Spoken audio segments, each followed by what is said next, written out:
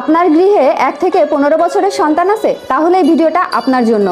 School, college, ইউনিভার্সিটিতে যে শিক্ষাগুলো প্রদান করতে পারে না, তার সর্বশ্রেষ্ঠ বিদ্যালয় হচ্ছে আমাদের পরিবার, আর সর্বশ্রেষ্ঠ শিক্ষক হচ্ছে পিতামাতা। তো আপনি পিতামাতা রূপে এই 8টি নিয়ম যদি আপনার সন্তানের ভিতরে প্রতিষ্ঠিত করতে পারেন, এই 8টা নিয়ম যদি তাকে শিখাতে পারেন, তাহলে অবশ্যই আপনার সন্তান সুসন্তান হিসেবে প্রতিষ্ঠিত হবে এবং একজন সুন্দর মানুষ হিসেবে, সুন্দর মন মানসিকতার মানুষ হিসেবে, ইভেন ভগবত ভক্ত হিসেবে প্রতিষ্ঠিত হবে। তো 8টা নিয়মের ভিতরে প্রথম নিয়ম হচ্ছে প্রতিদিন প্রণাম শিখানো। অর্থাৎ আপনার সন্তানকে আপনার গৃহে যে গুরুজন থাকবে, পিতামাতাকে প্রণাম করতে হবে, ভগবানকে প্রণাম করতে হবে। অর্থাৎ প্রতিদিন তাকে স্নান করানোর পরে, ঘুম থেকে তুলে স্নান করিয়ে এই নিয়মগুলো তাকে দিয়ে পালন করাবেন, যে প্রতিদিনই তাকে পিতামাতা সহ পরিবারের গুরুজনদের প্রণাম করতে হবে। যদি তার দাদু ঠাকুমা তার গৃহে না থাকে, অনেকে টাউনে থাকে, সেই ক্ষেত্রে চেষ্টা করবেন সেই সন্তানকে যে তাদের ছবিতে অন্তত প্রণাম করার। 1 ঘন্টা অন্তত শাস্ত্রীয় গ্রন্থ তার সাথে পাঠ করুন। অর্থাৎ যদি সেই বাচ্চা ছোট হয়, অর্থাৎ 1 বছরের থেকে এখনো পড়ালেখা শিখেনি, তাহলে তাকে নিয়ে আস্তে আস্তে করে আপনি গ্রন্থগুলো পাঠ করে তাকে শ্রবণ করার। আর যখন পড়ার মতো হবে, তখন অন্তত আপনি তার সাথে বসে তাকে সেইগুলো পাঠ করতে উদ্বুদ্ধ করুন এবং আপনি দরকার হয় পাঠ করে তাকে শ্রবণ করার। যদি সে পাঠ করতে না চায়, তারপরেও অন্তত দিনে 1টা ঘন্টা তার জন্য সময় বের করুন এবং তার সাথে বসে শাস্ত্রীয় গ্রন্থগুলো পাঠ করুন। যেরকম রামায়ণ, মহাভারত, গীতা, তারপরে হচ্ছে আরও অনেক গ্রন্থ আছে আমাদের, সেই গ্রন্থগুলো পাঠ করুন। ভগবান এবং নিজ জন্মভূমির প্রতি পজিটিভ একটা চিন্তাভাবনা তৈরি করুন।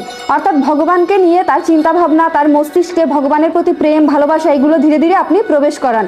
ভগবানের চিত্রপট দেখান, এটা ভগবান শ্রীকৃষ্ণ, এটা ভগবান রামচন্দ্র, এরকমভাবে প্রত্যেকটা দেবদেবী সকলের সাথে ইন্ট্রোডিউস করান। পাশাপাশি হচ্ছে তার যে দেশে জন্ম হয়েছে, যে জন্মভূমিতে জন্ম হয়েছে, সেটার প্রতি তার দেবীর মতো একটা সম্মান প্রদর্শন করান। অর্থাৎ দেশের প্রতি তার একটা নৈতিকতা বোধ শিক্ষা দিন। এরপরে তার ছোট বড় যে কোনো কাজ করার আগে অনুমতি নেওয়ার একটা শিক্ষা দেন। অর্থাৎ সে যদি ফ্রি স্কুলে একটা আইসক্রিম বের করেও খেতে যায়, তারপরেও যেন আপনার কাছে অনুমতি নেয়, এই শিক্ষাটা আপনি দিন।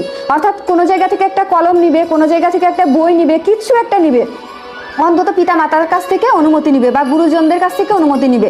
এই শিক্ষাটা আপনি আপনার সন্তানকে প্রদান করুন। তাহলে বড় হয়ে অন্তত যে পিতা মাতাকে মানে না বা কারোর কাছ থেকে কোনো অনুমতি নেয় না, নিজের ইচ্ছা মতো চলে, এই শিক্ষাটা তার ভিতরে আর থাকবে না। তাই ছোট ছোট কাজের বিষয়ে সেই ছোটবেলা থেকেই অনুমতি নেওয়ার শিক্ষাটা দিতে শুরু করুন।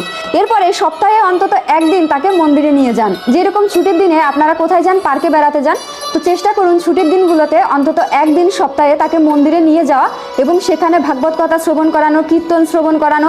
সেটা ছোটবেলা থেকে, একদম 1 বছর থেকে 15 বছরের ভিতরে আপনি যদি সন্তানের এই নিয়মগুলো পালন করেন, তাহলেই কিন্তু আপনার সন্তান সুসন্তান হিসেবে প্রতিষ্ঠিত হবে।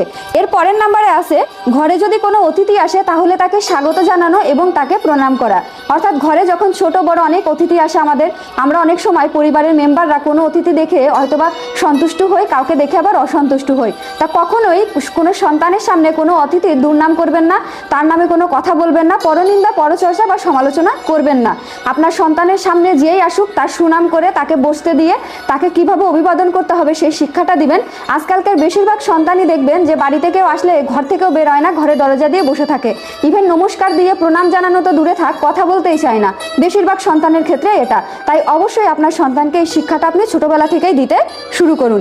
এরপরে সবসময় সত্য কথা বলতে শিক্ষা দিবেন। অর্থাৎ যে কোনো পরিস্থিতিতে, যে কোনো জায়গায় আপনারা অন্তত তাকে সত্য কথা বলবেন এবং তাকেও সত্য কথা বলতে শিক্ষা দিবেন। যেরকম আমরা ছোট ছোট বিষয়ে বাচ্চাদের সাথে মিথ্যা কথা বলি। যেরকম ধরুন বাবা অফিসে যাচ্ছে, সে খুব কান্না করছে, আমরা বলি যে বাবা তোমার জন্য আইসক্রিম আনতে যাচ্ছে, এখনই চলে আসবে। এই যে বাচ্চা কিন্তু শিখে গেল যে আপনি তাকে একটা মিথ্যা কথা বললেন। তাকে এই মিথ্যা সান্ত্বনা দেওয়ার প্রয়োজন নেই, তাকে এটা বুঝান যে তোমার বাবা চাকরি করে, অফিসে যাচ্ছে, ফিরে আসার সময় তোমার জন্য আইসক্রিম নিয়ে আসবে। এই যে শিক্ষাটা, এই শিক্ষাটা অবশ্যই সন্তানকে প্রদান করবেন। আর 8 নম্বরে এসে বাচ্চাকে সমঝোতায় বিশ্বাস করাবেন। অর্থাৎ তারা যদি 2টা ভাই বোন থাকে, তাহলে একটা যদি তাকে কোনো কিছু দেন, ধরেন একটা আইসক্রিম দিলেন, তাহলে 2 ভাই বোন যে ভাগ করে খেতে হবে, এই শিক্ষাটা তাকে অন্তত দিবেন। বা 10 টাকা দিলে 5 টাকা তাকে দিতে হবে, 5 টাকা সে নিবে। এই যে ভাগাভাগির একটা চিন্তা ভাবনা, এটা তার ভিতরে প্রবেশ করাবেন।